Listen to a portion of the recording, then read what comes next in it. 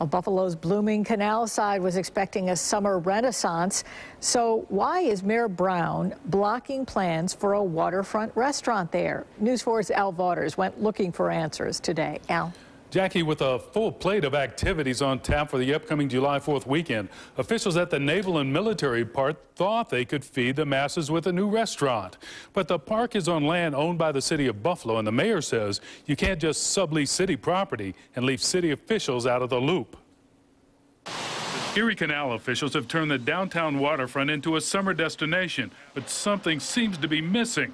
And earlier this year, the Harbor Development Corporation said that need would be filled. Everybody comes down there, everybody loves it, everybody gets at the water lightens the heart, they love being there, but the first question is, where can I go get a sandwich? Plans called for 3 eating spots, including a restaurant inside the Naval and Military Park Museum, until the mayor slammed on the brakes for the restaurant.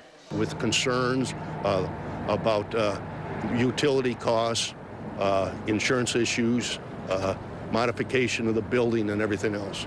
The public has yelled and screamed they want a restaurant. They want a place to come and sit outside and enjoy the waterfront with their family and friends.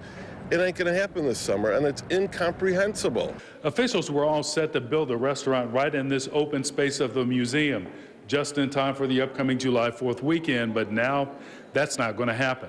Mayor Byron Brown points out the museum is leasing the building from the city, and so far it's been rent-free. The mayor says if the museum is going to sublease space for the restaurant, city officials should be involved in the negotiations. I support the concept of a restaurant, but for a restaurant to go in, the Servicemen's Park has to obtain permission from the city, which they did not initially obtain. But the museum director, Colonel Pat Cunningham, told us they were still working on the sublease when the city stopped the project.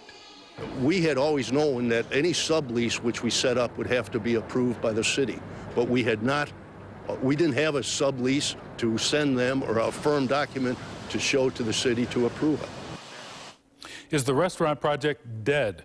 The mayor says he offered a proposal to park officials more than a week ago and hasn't heard back. Colonel Cunningham told us they are sending a response